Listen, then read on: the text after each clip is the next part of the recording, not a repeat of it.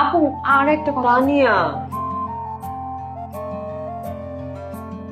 শ্রাবণ ভাই ঢাকায় চলে গেছে, আর এই জন্য তুমি কান্না করছো?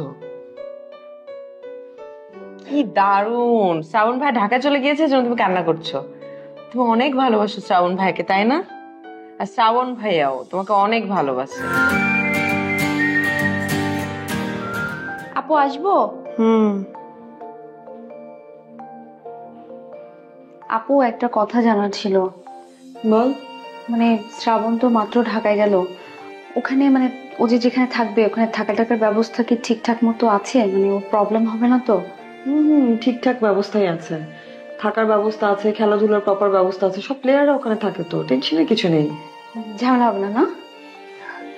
আচ্ছা ঠিক আছে আপু, তাহলে আসি। হ্যাঁ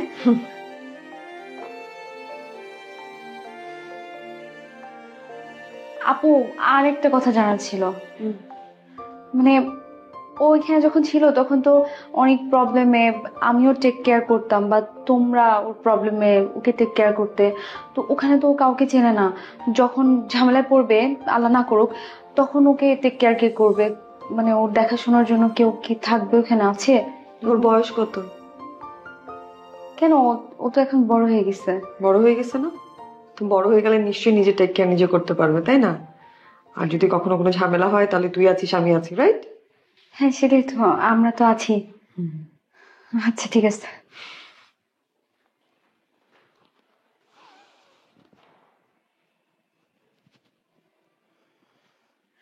আপু আর একটা কথা।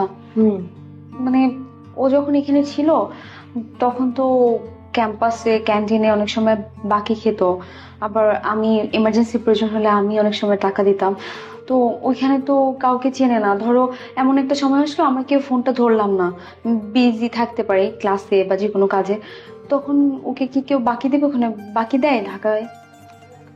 শুরুতে নিশ্চয়ই কেউ বাকি দিবে না, কিন্তু ধর 10-15 দিন গেলে একটা পরিচয় হবে কারো না কারোর সাথে, তখন যদি কোনো সমস্যা হয় হয়তো বা কেউ ওকে হেল্পটা করলেও করতে পারে, আর যদি না করে তাহলে তো আমি আছি, তাই না? হ্যাঁ সেটাই, কখনো কখনো ফোন তো ধরবে কেউ না কেউ, তাই না? ঠিক আছে ঠিক আছে আপু।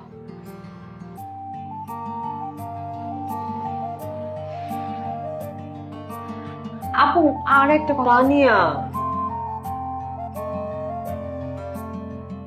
হ্যাঁ সেটাই তো আপু, ও তো এখন ম্যাচিউর হয়ে গেছে, ও সবকিছু ম্যানেজ করে দেবে।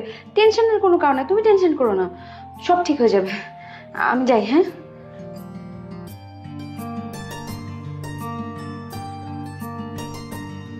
পাগল একটা।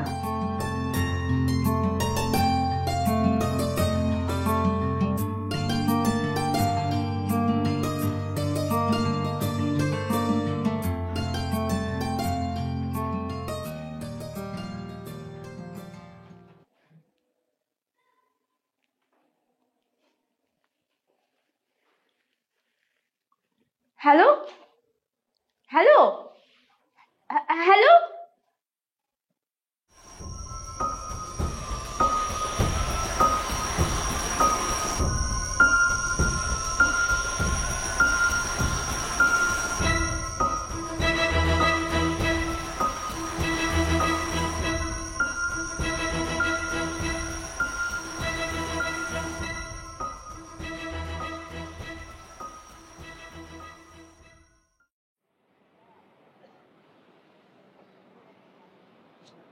কি ব্যাপার?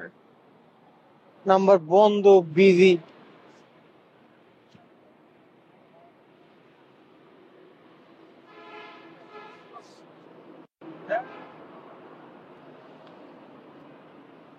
কারো ফোনে ঢুকবে না এখন।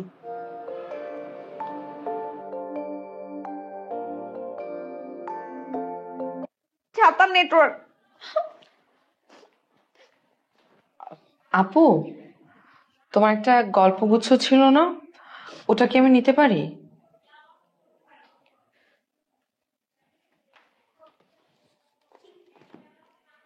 ও,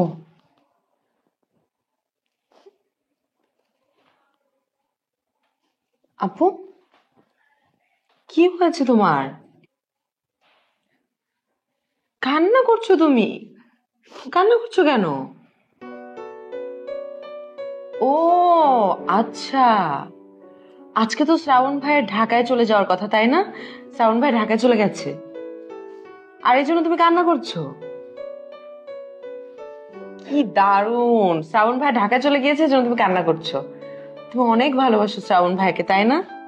আর শ্রাবণ ভাইয়াও তোমাকে অনেক ভালোবাসে। আচ্ছা আপু, তোমাদের রিলেশনশিপের মানে বয়স কতদিন, মানে কত বছর হয়েছে? 4 বছর। 4 বছর হয়ে গেছে? এর মধ্যে একবারও তোমাদের ব্রেকআপ হয়নি? না, কখনো না। কখনোই ব্রেকআপ হয়নি, দারুণ। আর কিভাবে ব্রেকআপ হবে? তুমি শ্রাবণ ভাইকে যেভাবে ভালোবাসো, আর শ্রাবণ ভাইও তোমাকে ঠিক সেভাবেই ভালোবাসে। ভালো, কান্না করো না তো আপু, কান্না করছো কেন? আচ্ছা আপু, আমি কি তোমার কাছে আর কিছুক্ষণ বসবো? না, আমি এখন শ্রাবণের সাথে কথা বলবো।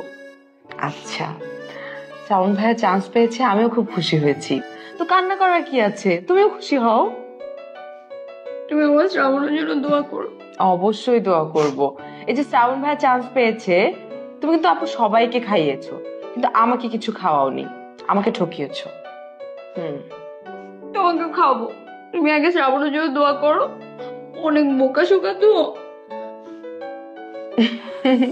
আচ্ছা আপু, ঠিক আছে, দোয়া করব, কান্না করো না।